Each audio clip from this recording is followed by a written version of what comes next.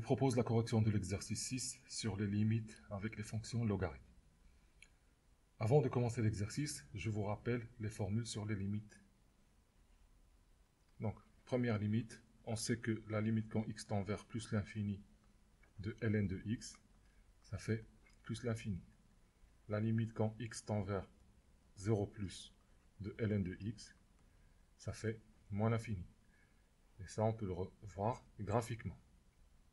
La fonction logarithme est comme ça. Quand x tend vers plus l'infini, j'ai ln de x qui va tendre vers plus l'infini. Et quand x tend vers 0 plus, j'ai ln qui va tendre vers moins l'infini.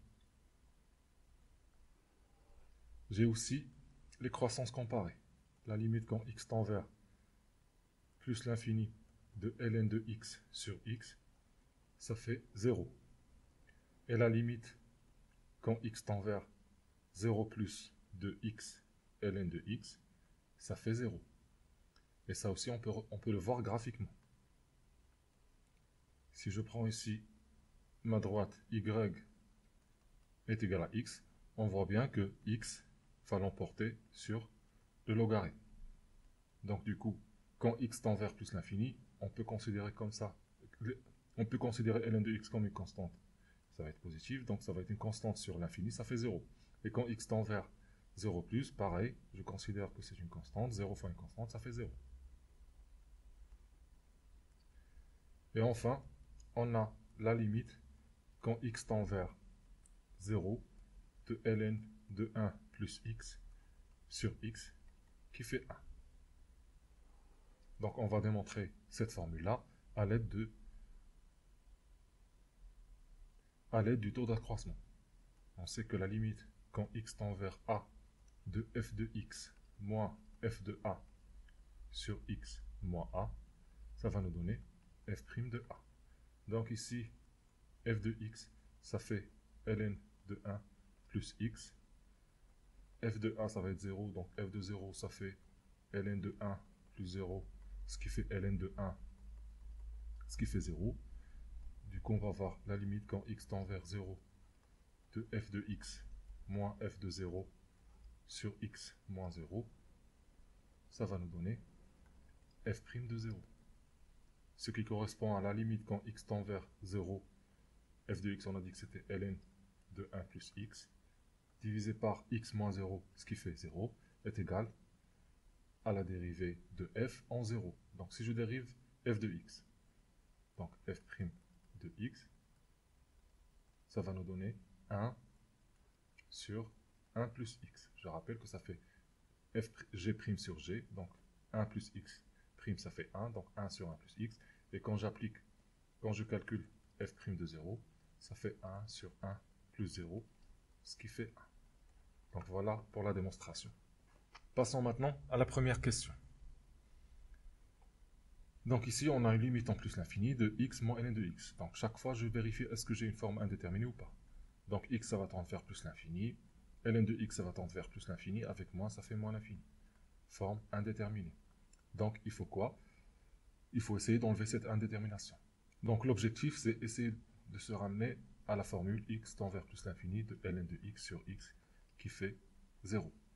X l'emporte sur ln de x, donc je peux factoriser par la plus grande puissance. Ici, ça va être x.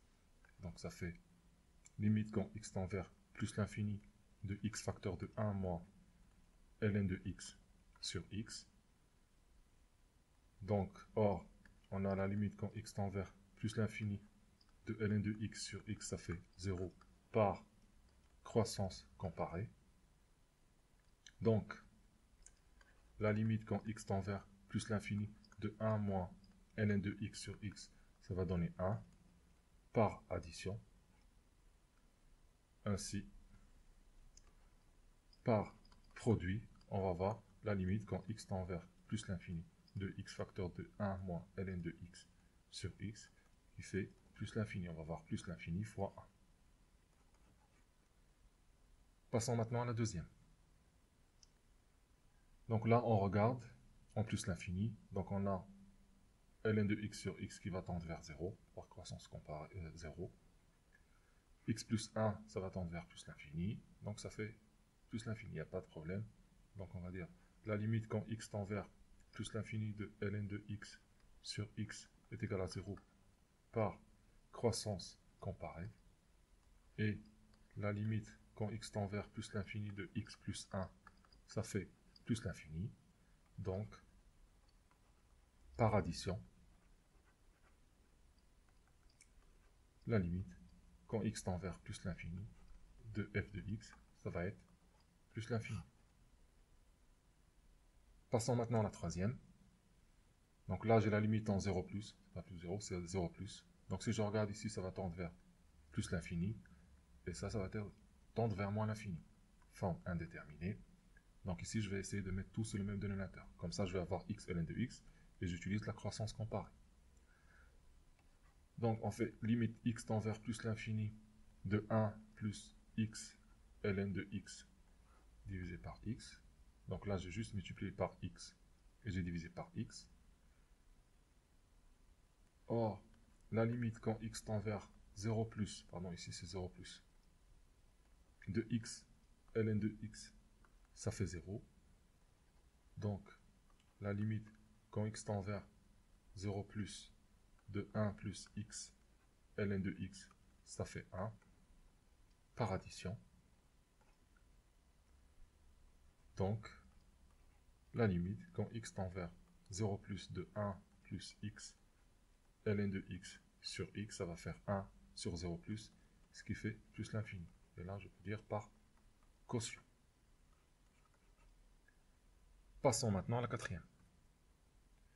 Donc ici, je regarde, je vais avoir ici, quand x tend vers plus l'infini, ça va me donner 0.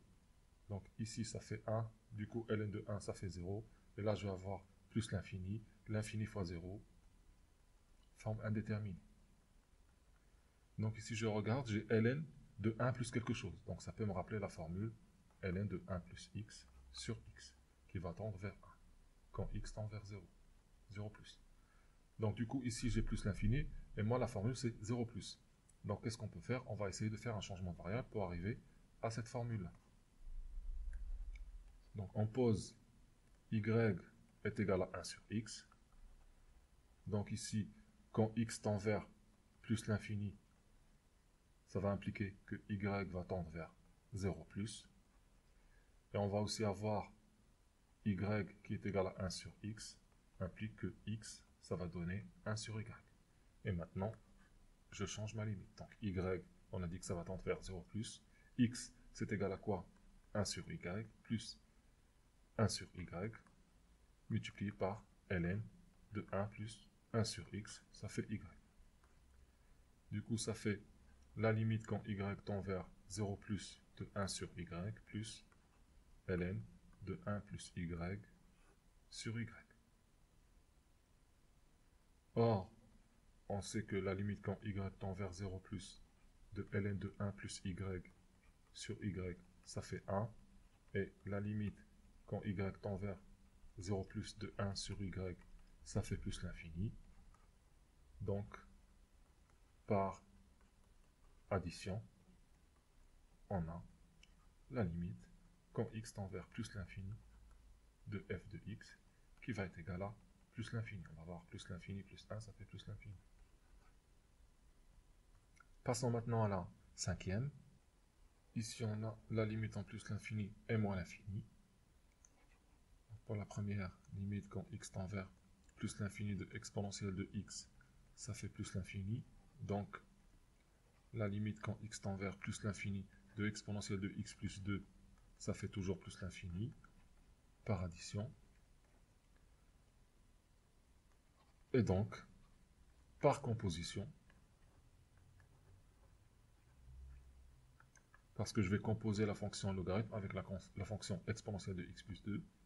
Donc du coup, on va voir ça qui tend vers plus l'infini, et ln en plus l'infini, ça fait plus l'infini.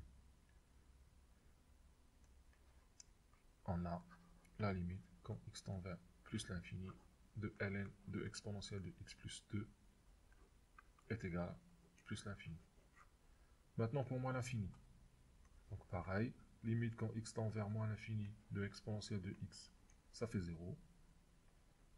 Donc la limite quand x tend vers moins l'infini de exponentielle de x, plus 2, ça fait 2, par addition. Et donc, pareil, par composition, on va avoir la limite quand x tend vers moins l'infini de ln de exponentielle de x plus 2, ça va être égal à ln de 2. Parce qu'on a vu que ça va tendre vers 2. Donc du coup, ça fait ln de 2. Passons maintenant à la sixième. Donc ici, on a la limite en moins l'infini. Donc la limite quand x tend vers moins l'infini de exponentielle de x, ça fait 0. Donc la limite quand x tend vers moins l'infini de exponentielle de x plus 1, ça va donner 1 par addition. Et la limite quand x tend vers moins l'infini de exponentielle de x, ça fait 0, parce que 2 fois 0. Donc la limite quand x tend vers moins l'infini de 2 exponentielle de x plus 3, ça fait 3. Pareil, par addition. Donc par quotient, on a la limite quand x tend vers moins l'infini de exponentielle de x plus 1 sur 2 exponentielle de x plus 3, ça fait 1 tiers. Donc, par composition,